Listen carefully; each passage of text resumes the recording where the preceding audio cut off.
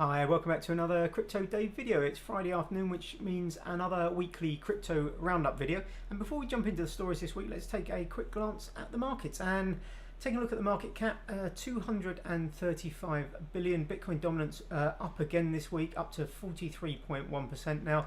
The market cap is down. I think that's down around 13 billion. I think we were on 248 last month, and it's been another poor week. So we had this initial dip about 5 days ago, and Bitcoin dipped very briefly under 6,000, so it dropped down into the 5.9 somethings, but then quite quickly recovered. And then we've had this sideways movement, and what tends to happen whenever you get this sideways pattern forming, it tends to break one way or the other, and at the moment it always seems to be breaking down. And it wasn't that much of a surprise when last night it started breaking downwards. We had this big drop again. Bitcoin currently well under the $6,000 mark and seems to be holding. So last time it dropped, but it jumped back up fairly quickly. I think we've been under for longer now. No signs that it's going to be jumping up anytime soon. So the bearish market continues.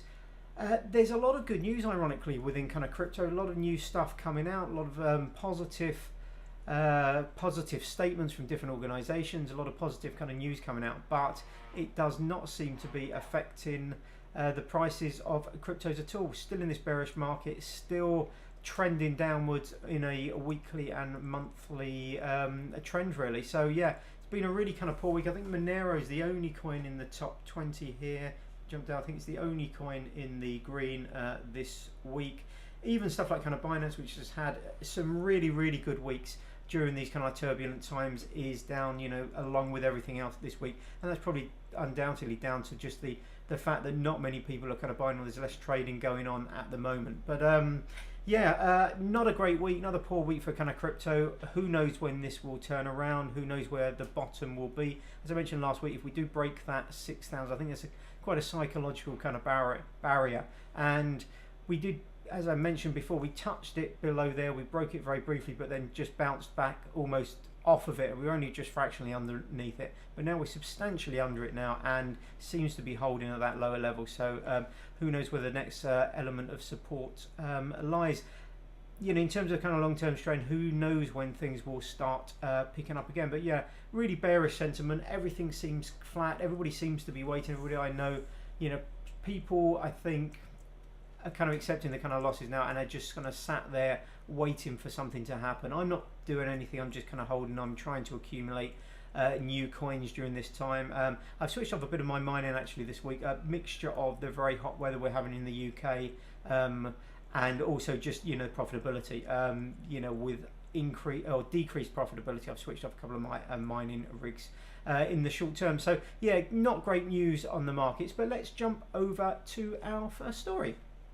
And this was, it's on the blog actually of Extrabytes. Now Extrabytes isn't a cryptocurrency I know a huge amount about, and it really, it's talking about proof of stake. So it's talking about proof of stake, the rich get richer, which is really the kind of question they're kind of asking. And the reason behind that is, if you scroll to the bottom, they're talking about their consensus mechanism, which is something called proof of sign. So that relies on 4,584 static nodes, which is a form of masternode to support the kind of network. And before that, it's talking really through a proof of stake. What is proof of stake? You know, how it's overcome some of the limitations of proof of work, particularly the energy requirements of proof of work. But then the argument which is often leveled at proof of stake is that the rich get richer. And although, you know, in kind of real terms, it's true. You know, say for example, let's just make up a mythical coin called, I don't know, Dogecoin. Say there's 1,000 coins, and there's two people that own these coins. One has 700, one has 300, and it stakes say 100% a year. Now in a year's time, the person with 700 coins will have 1,400. The person with 300 will have 600. So the person with more coins will have a greater number of coins. They'll have made a greater number of coins, but percentage-wise, they'll still have 70%. At the beginning of the first year, they had 70% of the supply, and at the end of the first year, they had 70% of the supply. So I think this idea that in proof of stake, the rich always get richer is, you know, I think it's sometimes taken a little bit out context. What they don't tell you is that obviously the poor are getting richer as well. It doesn't matter how many kind of coins you stake. If everybody's staking the same number or the same proportion of coins, the proportion of coins you have will remain the same. It doesn't matter whether the number of coins increases, rapidly or not. The proportion of coins. So if you own 10% of the supply, you will continue to own 10% of the supply, in a year or 5 years or 10 years, providing you're staking those. The other thing that people don't sometimes mention with proof of stake is that with any coin, not all the coins are going to be staked. Some will be held in exchange wallets which aren't staking. Some people will just be holding coins and not staking. Some will kind of be lost. So if, for example, 50% of all the coin supply is staked and you are staking, then you will be gaining percentage wise, against the total coin supply. Because if you're staking all your coins but only 50% of all the coins being kind of created are being kind of staked, then the proportion that you own will increase. So this is something that nobody really kind of talks about with proof of stake.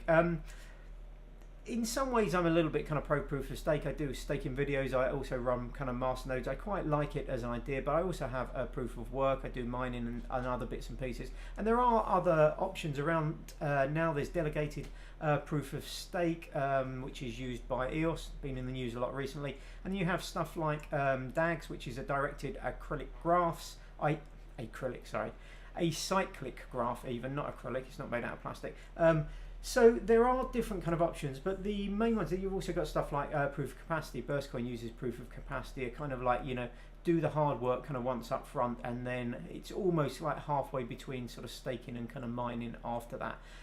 But there are, increased kind of like numbers of opportunities of consensus mechanisms. Proof of work is not necessarily long term going to be the one that kind of holds out. Ethereum obviously is hoping to move over towards this kind of proof of stake in the long term, and then we have like some other large and sort of like groundbreaking kind of cryptos that are using other stuff like kind of DAGs and delegated proof of stake as well. So it's quite an interesting kind of article. It's really just an excuse to kind of talk a little bit about their own consensus mechanism. But yeah, I think it's quite an interesting argument. Let me know what you think. Do you like the idea of proof of stake? I understand the argument that rich people can just buy more coins, to accumulate more coins. But it's the same is true of proof of work as well. Rich people can buy more mining rigs, so can therefore mine more coins than somebody without as much money. So in that sense, I'm not sure the argument really holds out. But yeah, let me know in the comments below what you think. So second story this week, and this is Skycoin. So this has been going on for a little while, a couple of weeks now. But it's one of these kind of incidents where, in some ways, fact is stranger than fiction. I think if you kind of like written this out, people would have thought you were a bit kind of crazy and it was a bit far-fetched. But Skycoin has been in the news for all the wrong reasons recently. There was a big insider trading sort of allegations which were a few weeks ago, which wasn't kind of great for them. They are massively behind with what they're trying to do, and although what they were trying to do, this kind of decentralized kind of internet, is a fantastic kind of idea, and I think it got a lot of good PR and good press early on.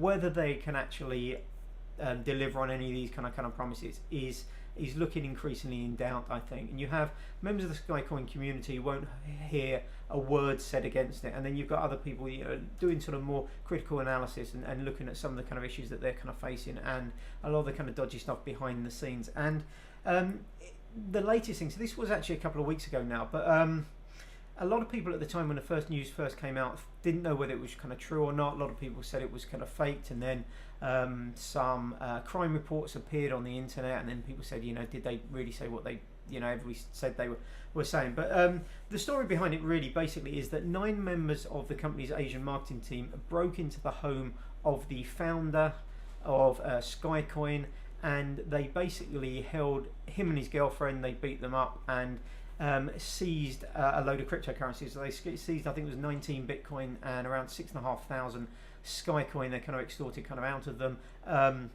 They were apparently quickly identified after the kind of event, but we will see. But is this really the sort of final nail rather in Skycoin's coffin? It's a really interesting kind of project, and I think a lot of people had really high hopes for it.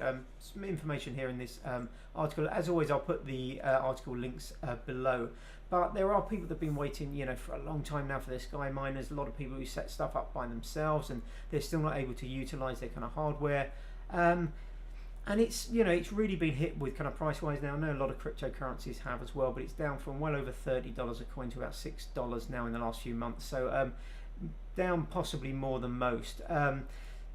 And I think people are starting to kind of grow a little bit kind of tired of the kind of excuses behind Skycoin. So be interested to see what happens in the next kind of few months. But this is just the latest in a long line of stories about Skycoin. But these kind of things where people are held kind of captive, people are kidnapped. There have been other incidents of people with large amounts of cryptos getting kind of mugged, or people kind of coming to their houses and sort of basically extorting the monies, demanding the kind of private keys, or demanding they transfer the coins over. So hopefully it's not something we're going to see too much more of, but it's certainly something to think about if you do own a large amount of cryptocurrency. But let's jump to a better story now. And this is particularly good news for people in the UK. I remember touching on this a few months ago when Coinbase originally did a deal with Barclays, and everybody thought within a few weeks we would have GBP, so British pound deposits and withdrawals from Coinbase. But it's been about 3 months since that initial kind of story, and still nothing. But the latest news is that it looks like this will be coming possibly next week, certainly hopefully in the next couple of weeks. The UK CEO has confirmed that the support for British pound withdrawals and deposits will be rolled out in the next few weeks. So that's really good news, particularly if you're in the UK like me. The trouble before is that they've been using an Estonian bank. So if you're based in the UK, you're having to do SEPA transfers, which can be quite expensive. They're not always that easy to set up, particularly depending on the intermediary bank that your UK bank is kind of using. There've been ways around that using Revolut and stuff like that, but being able to deposit and withdraw directly in GBP will be a really good news for Coinbase users in the UK. I know London Block Exchange, which I have tested their kind of platform, allows the quick transfers. I forget what it's called. Quick payments, is it? Quick payment system.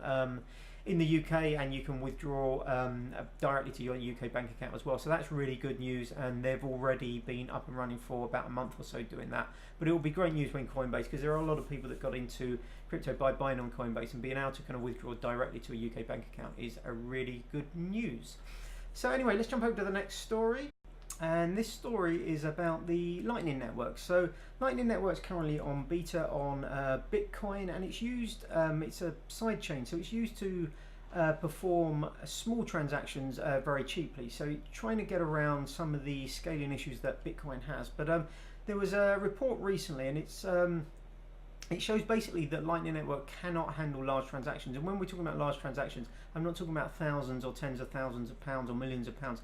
I'm talking about sort of like $100, $200. So if we look at this graph here, so this is the probability of a successful route between a payment between nodes. So tiny little payment. So this is the amount at the bottom here in US dollars, and this is a probability that it will succeed. So as you can see here, for very, very small amounts, it's almost certainly likely to succeed. But then we have this sort of drop down here to about 90% once we've reached about 40 cents, something like that. And once we're into the kind of dollar odd mark, we have this sharp decline then for payments over that. So if you're sending, even stuff of like sort of $5-10, it's maybe 50% chance it will fail. And then once you're up into the kind of $100-200 marks, there's an almost, it's almost guaranteed to kind of fail. So this is, quite a big issue at the moment. It seems to be working pretty well for small transactions. Now, obviously, this is still beta software, so there is a lot of work to do. There's a lot of bugs within the implementation and the kind of protocol that are being worked on at the moment. But I think it's quite interesting that, if you are sending, I don't know if we'll get to the kind of point where it's like, basically everything, almost like contactless payments, everything up to, $20, people will send through Lightning Network, and then everything that's kind of worth more than that, they'll send through, the existing kind of network, the existing kind of blockchain. You may well get a kind of point like that. But the idea of Lightning Network is not necessarily to make huge transactions very, very kind of cheap. It's more for sort of the micro transactions and small amounts so that Bitcoin potentially in the future can compete with stuff like kind of Visa and MasterCard. As I said, if you want to go and buy coffee for like $2, being able to just hit your pop your contactless card, or your kind of like your smartphone onto the kind of reader and work, is really good. Bitcoin doesn't have anything like that kind of functionality at the moment. The transaction fees are too large, it's too slow. So these kind of sidechain projects like Lightning Network are really positive for that. But be interested to see whether this will become a kind of like a Catane thing, that it will be Lightning Network till X amount of kind of dollars. There might be a different kind of sidechain then that does stuff up to a few hundred, and then people may be using the existing kind of blockchain for stuff from maybe a few $100s up to millions of dollars, whatever. But be interesting to see what happens with Lightning Network. I know it's been panned a little bit obviously by the sort of the big blockers, but they are making really good progress. As we saw with the, I forget what it's called, but the little one where you can buy kind of pixels on that kind of artwork.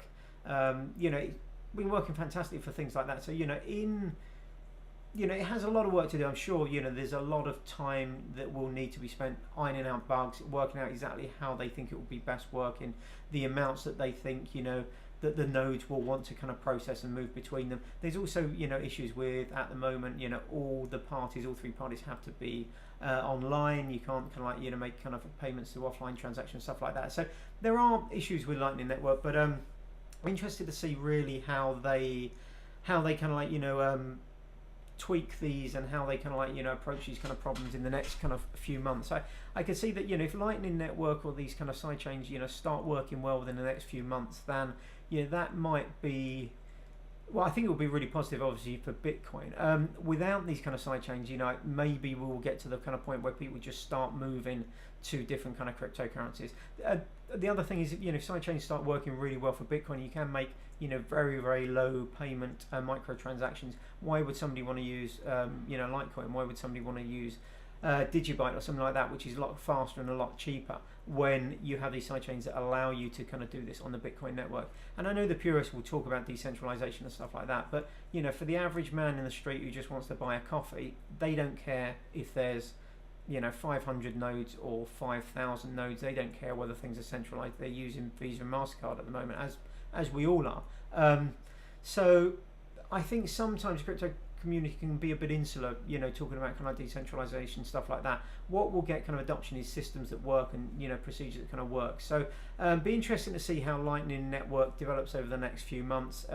Obviously, at the moment there are big issues, particularly with larger transactions, but as I said, it is beta software, and I think it's a really kind of interesting implementation, and I fingers crossed it does well over the next few months, ironing out some of these kind of kinks. But anyway, let's jump over to the last story.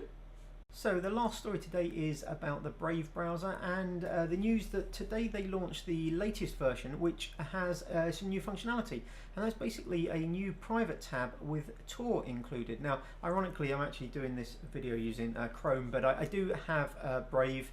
I have downloaded it, I have kind of used it. You can, if you have the Brave browser as well, you can grab some free BAT. I think they'll send you about 15 BAT a month for you to distribute to publishers that you like. So that's a really nice kind of feature as well, trying to increase adoption. But this new feature today, so like most browsers, up until now you could have standard tabs or private tabs, or privacy tabs, anonymous tabs. Different browsers call it different things, but they've launched this new feature today which allows you to have a private tab with Tor included. So for increased privacy, you can have a Tor private tab. So it's really nice functionality. It's still in beta, so I believe there are a few issues. There have been a few issues that have been reported on the forums and in the subreddits, but it's nice to see Brave developing their browser. I think it's a really nice project. I wish them kind of well with it. It's doing a lot of new stuff. It's doing a lot of kind of like quite impressive stuff, and I probably should make an effort to try and use it a little bit more. So I will definitely make an effort to use Brave a bit more this next kind of week or two coming up. I'll try and maybe do all my future Crypto Dave videos using the kind of Brave browser, because it's a really nice kind of project, and I think it's got good functionality, and it's nice to see them continuing to develop the platform. I think these new Tor privacy tabs are going to be really good. As always, I'll pop the link in the description below, so you'll be able to kind of grab it if you want. But if you haven't checked it out, it's a really nice project. Brave.com is the website, and you can download it for free and play about with it there. That's it for this week. Thanks very much, as always, for watching. I've got plenty of videos coming up. It's been a pretty busy week. I got the Golem update video out this week, but I've still got some masternode stuff to do. I've got an Acroma video, although just as I was about to do it actually on Wednesday, I noticed that Lee from iMineBlocks had launched an Acroma masternode setup video, so I might leave that for a few weeks. But I've got also a smart node setup video to do. Smart Cash have updated to new wallets. You need to update your desktop wallets and your smart nodes if you're running the smart nodes. I think I mentioned that in my staking and masternode update video. But I've also been playing around a lot with staking pools. I've been moving some coins over into staking pools this week, so lots more to catch up on Monday with my staking and masternodes update video. But once again, thanks very much for watching. Have a great weekend, and hopefully I will see you on the next video. Bye bye.